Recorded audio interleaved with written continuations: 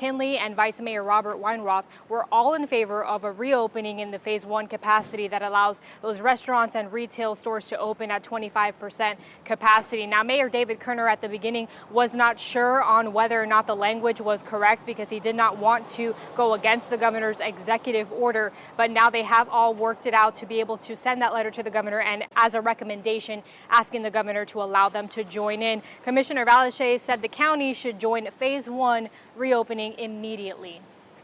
I don't think we're anything like Miami-Dade. As I said, they've got 3 times as many cases. They're much more dense. There's a lot more public transit in use down there than there is here. So I want to formally make a proposal that we disassociate ourselves from Miami-Dade and Broward and go forward as Palm Beach County, making the decisions about our own county ourselves. And also the Palm Beach County Commissioners voted on calling for an emergency meeting on Friday morning to discuss a plan to open up the beaches in Palm Beach County. We will learn more in that Friday morning meeting. Some of the commissioners had some hesitation about voting on that today because they wanted to be able to reach out to municipal mayors and talk about the plan. So we'll have that on Friday morning. We'll be at that meeting and bring you that information. Reporting live from downtown West Palm Beach, Michelle QUESADA, WPTV News Channel 5. Outside the meeting, people representing the group Reopen South Florida chanted things like "end the shutdown" and "facts over fear." They were directing their message, of course, at county commissioners, asking them to reopen businesses to boost the local economy. The group also wants beaches and all natural areas to be reopened to the public. Still, we also found others who say slowly reopening is the smarter move. I live in a world where I can go to a fast food restaurant and stand in line with 8 other people behind a counter of 6 people, but I can't go to a park.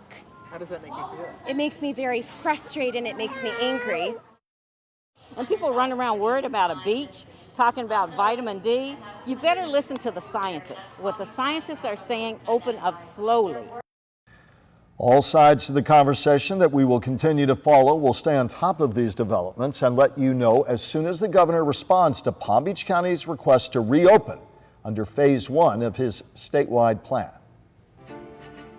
We know many of you are still frustrated with the state's unemployment system, and that's why we're dedicated to helping you through our new initiative, the Rebound South Florida. We want to be the resource for the hundreds of thousands out of a job who are still, so many of you, waiting for help from the state. And tonight, News Channel 5's Matt Sesney looks for the next move for those dealing with the rejection of jobless benefits.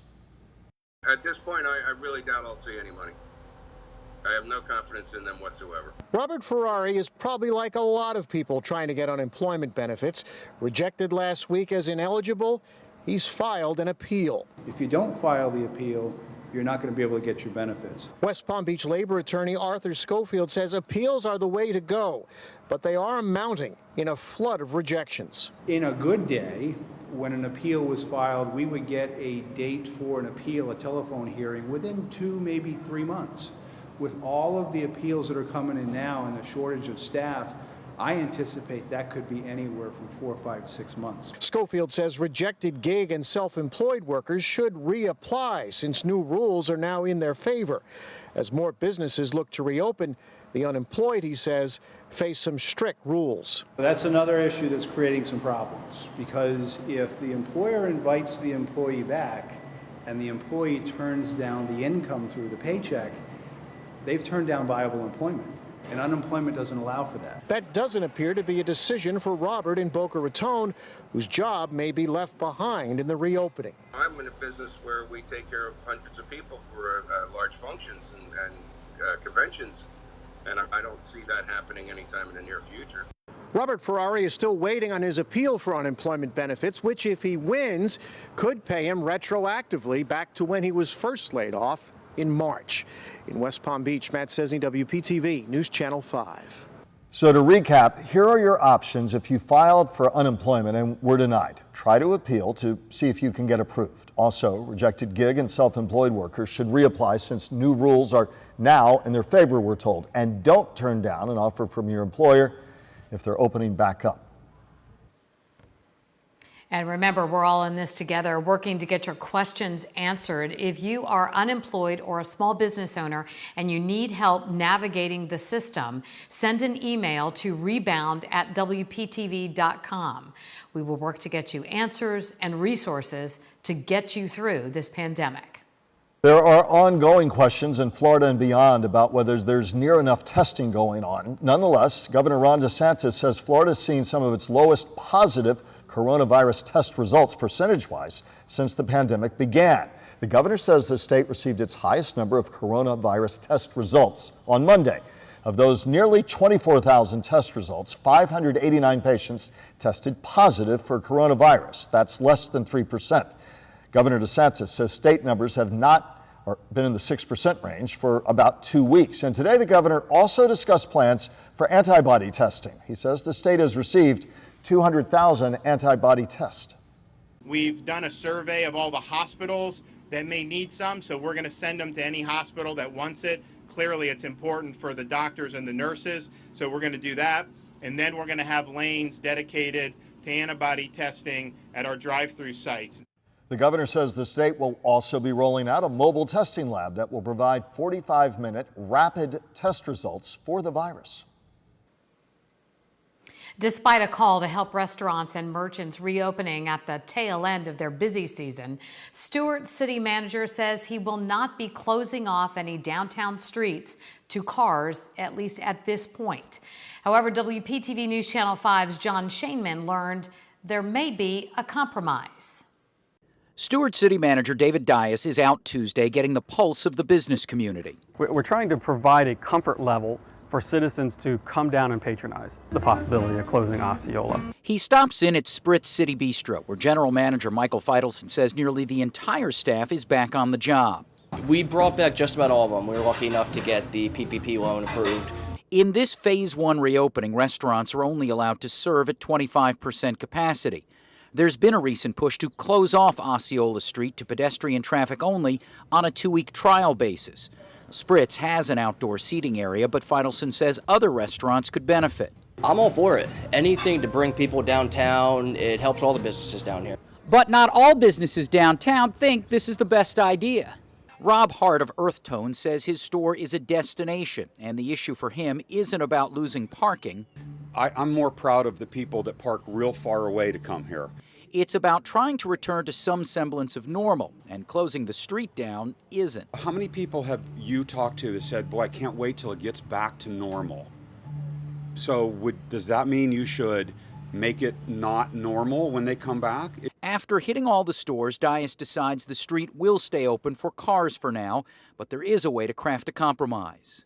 The compromise would be to dedicate some parking spaces for some of those restaurateurs who don't already have outdoor dining, so they can bring some of their tables outside.